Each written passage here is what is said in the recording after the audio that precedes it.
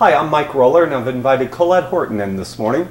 And Collette, you've been in business for over 25 years in the financial and lending business. You also have two offices, one in Katy, one right here in Fulshear, and you're also one of our neighbors.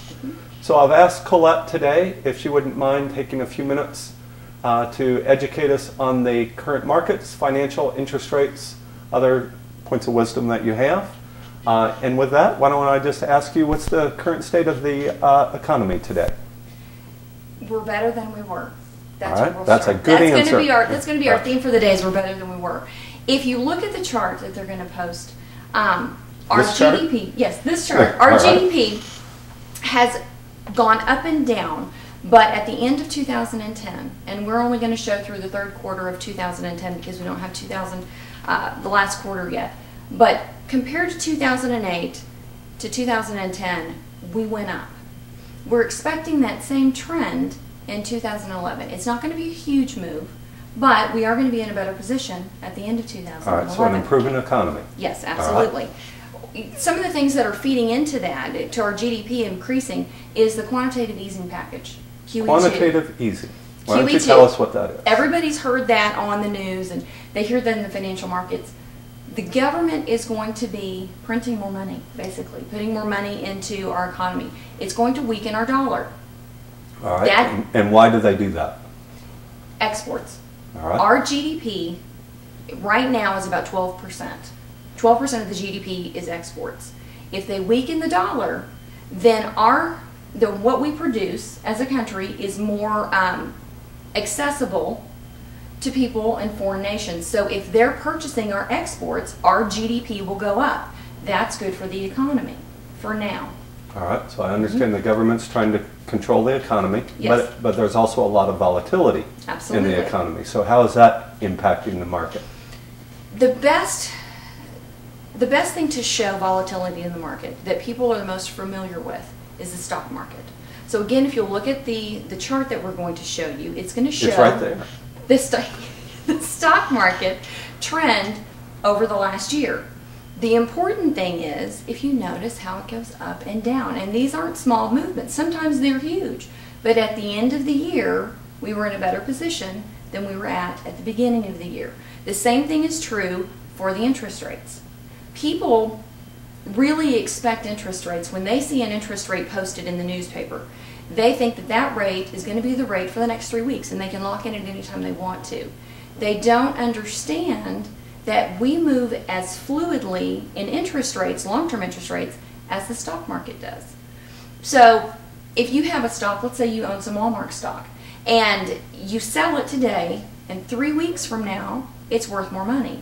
You can't call your broker and say, well, I sold my stock, but now it's worth more, so I want the new price. It's the same thing with interest rates. Well, we should be able to do that with our lenders. Absolutely. Mortgage brokers.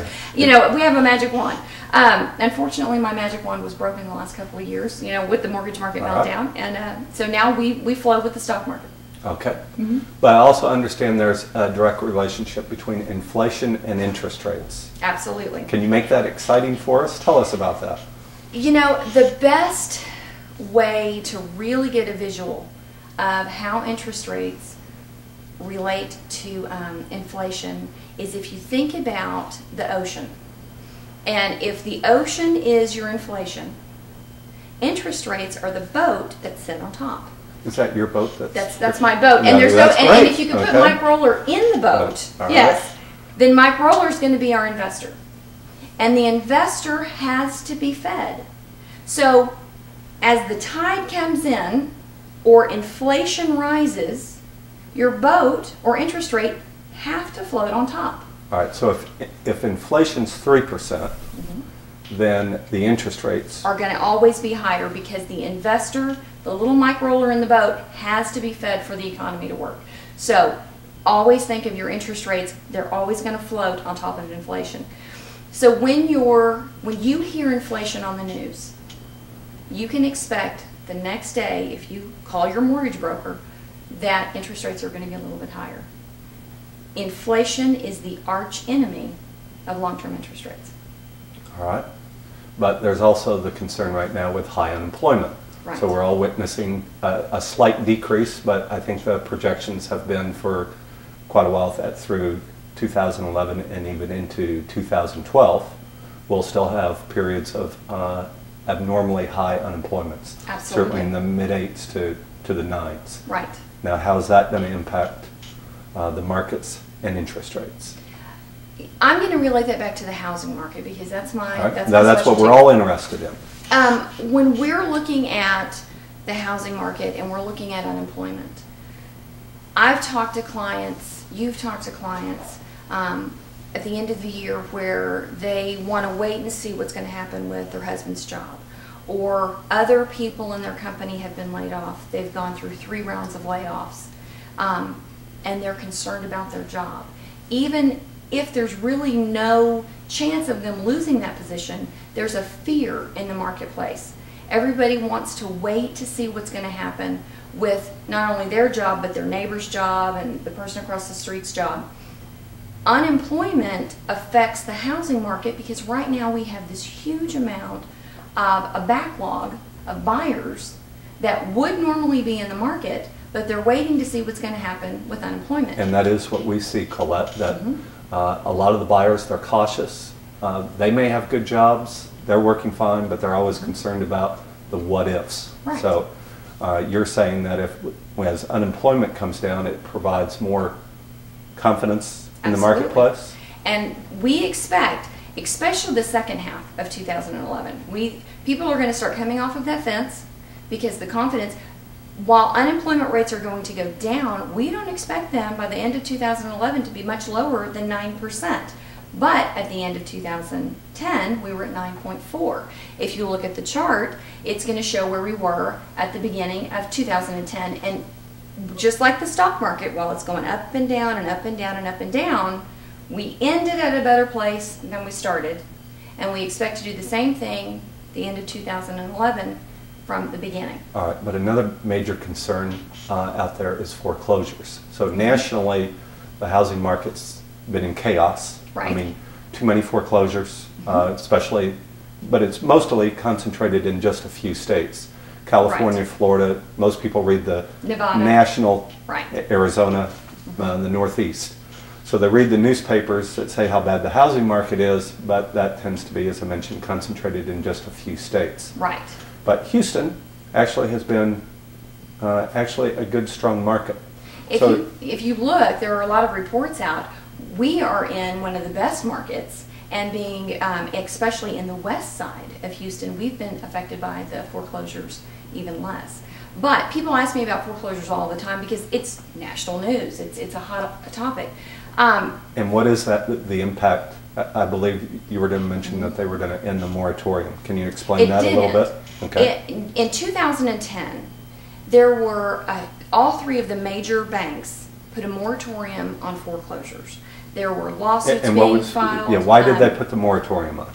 Because there were all of these lawsuits being filed, and it's all secondary market, how the loans were being sold and was it legal. Okay, too technical, but they Too put technical. a moratorium on there, so Right. now what's going to happen? That is over. And Right. a lot of people believed the hype that these banks weren't going to be able to foreclose.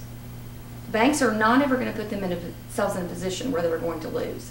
That moratorium is over. And you work for And these I know, banks. evil, Darth Vader. At the end of 2010, we had about 3 million households Right. in foreclosure proceedings. We expect about 1 million of those to actually go into foreclosure. Now that sounds frightening. It sounds like, 1 million more homes are going to hit the market. But we've got the purchase backlog of all of those people that have been sitting on the fence that normally would have come out of renting, moving into the area, those type of things. They've been sitting on the fence. If they're coming out of that first quarter, second quarter, 2011, Feeling better, more confident, feeling better, they'll absorb the increase of Jobs. foreclosures. right. We expect them to absorb that and for the market to get better and stronger in our housing market.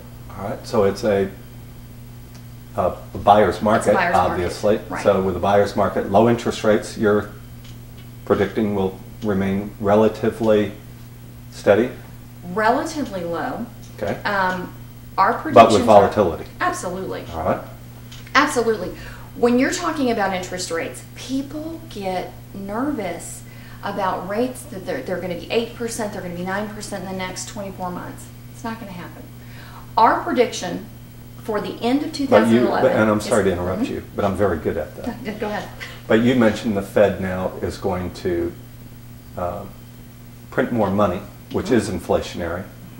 So with that, inflationary drives interest rates up. So why wouldn't we start to see significantly higher interest rates within 12, 18, 24 months? That's a great question.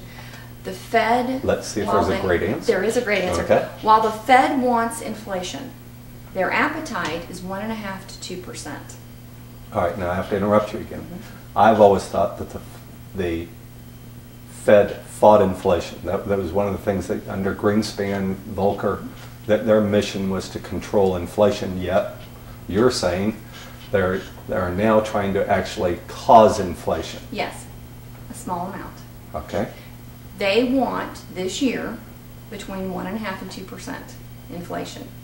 How's that going to affect us? We expect, while interest rates, just like that stock market trend, well, they're going to go up and down and up and down and up and down, we expect at the end of 2011 to be in the low 5s. If you look at the chart, it's going to show interest rates in 2006, I believe from memory it's 6.12, I think is where we ended the year. That was in 2006. Everybody was clamoring for a refinance in 2006. They thought those rates were great. Because they were used to 7, 8s, and 9s. Yeah, 8.5%. Now we got used to even high 3s for a 15-year. Right. So at 5%, what you're looking at is over the last 40 years, we're still going to have the third best year for interest rates. All right. So again, not Great being a rates. sales pitch, but it's a good time to buy with lower interest rates. We and expect housing opportunities. Yes, we expect by the end of 2011 for prices to be higher on homes and for interest rates to be higher. Okay. With most of that happening in the second half of the year.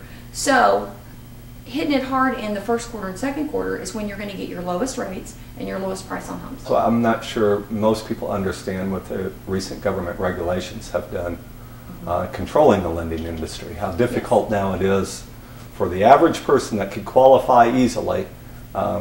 They've made it more and more difficult for most to get a loan. Yes, they did need to make it more difficult. But not for everybody. Not for... First they give everybody a loan that shouldn't have one. Now the ones that should qualify, they're just making it... There are a lot of people that should qualify that can't now. Right. Or the ones that can, they just make it harder for them to do so. Absolutely. I was telling but they'll get to experience that. So. Yeah. I was telling someone the other day I feel like a dentist. You know, people used to love to come and see me, and now when they come in, I feel like, you know, they're getting in the dental chair. Well, you can be a painless dentist. Yeah, with all the paperwork. Since I just happened to have 3 root canals the other day, that's a very good analogy. Well, you have made these facts very exciting for us, and I appreciate your time. I have the last question just to kind of summarize, leading question for you. So you're predicting interest rates in the housing market in a quick statement would be? Are going to go up. All right. Housing prices? They're going to go up. It's not going to be a huge move, but if something were on sale, if you knew something you wanted was 10% off or 15% off, and that it wasn't going to be 6 months from now, and you knew you were going to buy it, most likely you'd go out and buy it. All right. So same for home prices and for interest rates. Interest rates. They're still on sale. Now, Collette, since you're a neighbor to many of the people that'll be watching this, I have one last question. Okay. How's your daughter, Tara? Thank you for asking. She's doing great. All right. Yeah. She's still at home with us. She gets to go back to school second week of March, but she's doing great. Okay. And you're doing great, too? I'm doing great. Thank you very much, Collette. Thank you. Appreciate it.